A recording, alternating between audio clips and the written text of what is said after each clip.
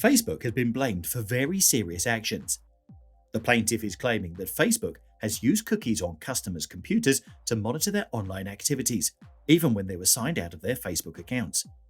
And there is a chance that you might be eligible to take part in Facebook's current lawsuit. You'd get a portion of the huge $90 million payout that's coming from allegations that the company illegally tracked users across several websites.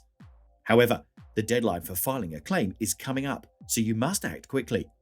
But the main question is, what exact user online activities is Facebook monitoring? How much about your personal behavior does Facebook know? Well, let's explain.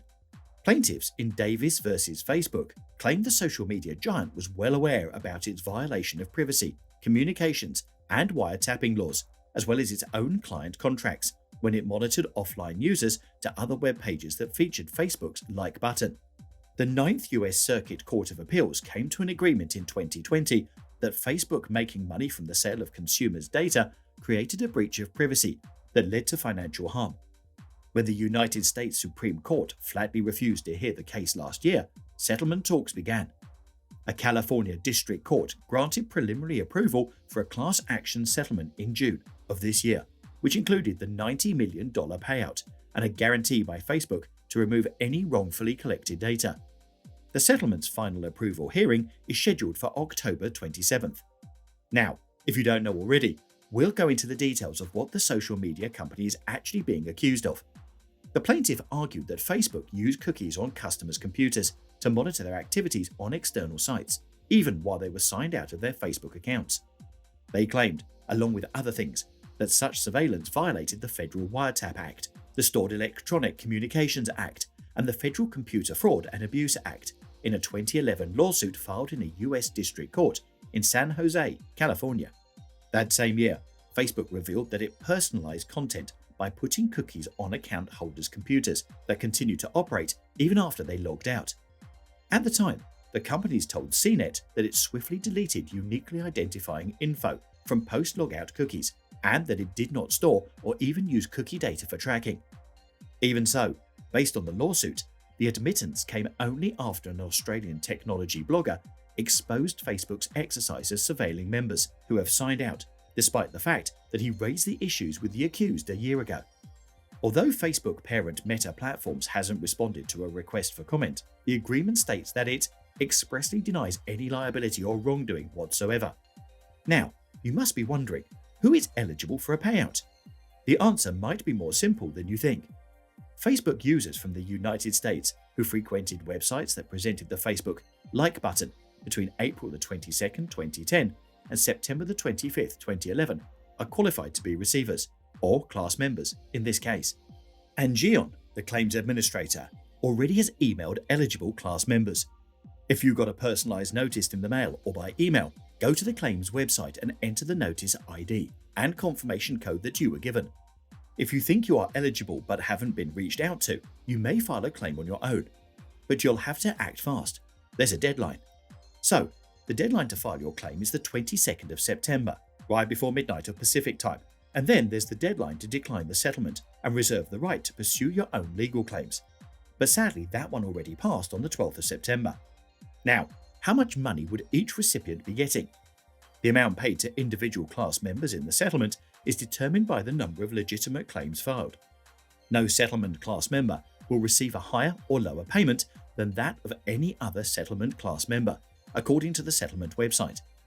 On October the 27th, 2022, the court will hold a final approval hearing to see if the $90 million settlement is fair, reasonable, and adequate.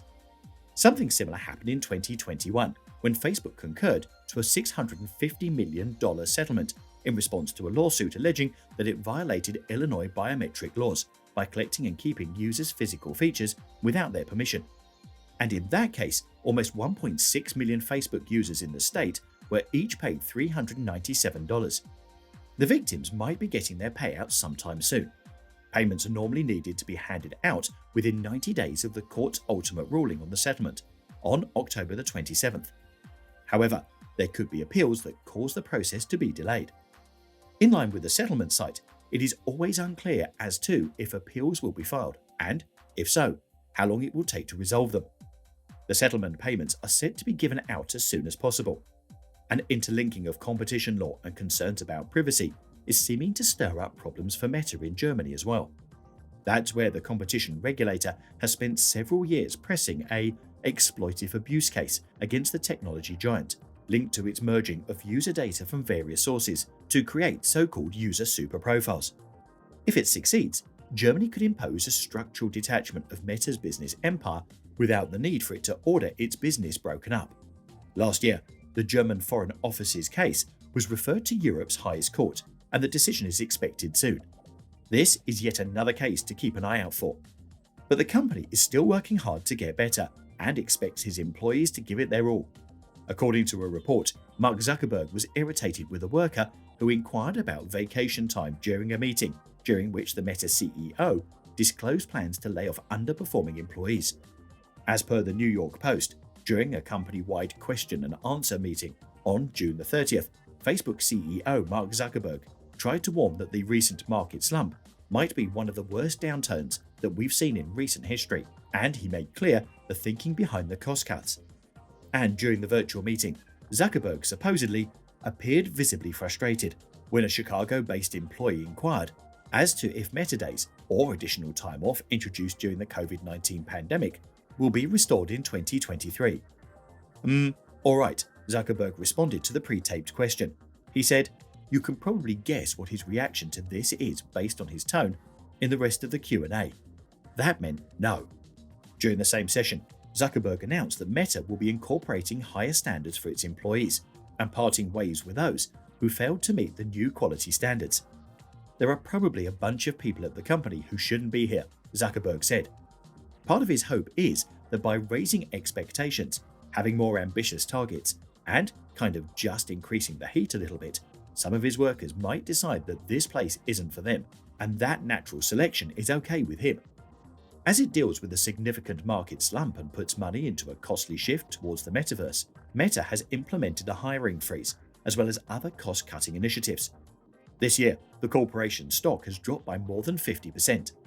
During the June 30th meeting, the CEO stated that Meta would reduce its recruitment plans for engineers by at least 30% this year, adding approximately 6,000 or 7,000 employees instead of the 10,000 initially proposed. Some positions will even remain unfilled. A few of the virtual meeting attendees were taken aback by Zuckerberg's open proclamation that employees were on the chopping block. The billionaire stated that the business did not intend to carry out layoffs, but had not ruled them out. On an internal messenger service, one employee inquired if Mark had just stated that there are a number of people at this company that don't belong there. "Who hired them?" remarked another employee. Others praised Zuckerberg's change of tone. "We need a wartime CEO because it's wartime," is what they were saying. In a statement, a Meta representative tried to downplay Zuckerberg's comments. According to Meta spokesman Joe Osborne, any company that wishes to have a profound effect must practice disciplined prioritization and work with a greater level of intensity to achieve goals. These reports are consistent with this focus and what they have previously shared public about their operating style. Meanwhile, employee trust in Meta's higher management has apparently declined as the company faces market-related difficulties as well as ongoing political scrutiny over its business practices. According to an internal survey, only 39% of Meta staff members were hopeful about the company's future, while 42% had confidence in leadership.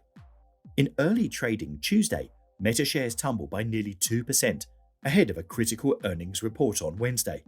After documenting its slowest growth since making it public in the first quarter, the corporation is in danger of submitting its first ever quarterly revenue decline for the second quarter. Also, of course, you've heard about the #DeleteFacebook campaign, which was a response to the data scandal, in which millions of Facebook users had their personal information illegally obtained by a third party. Because of these concerns, Elon Musk tweeted, #DeleteFacebook, it's pathetic. Despite mounting criticism for its user policies, Facebook has stood by them.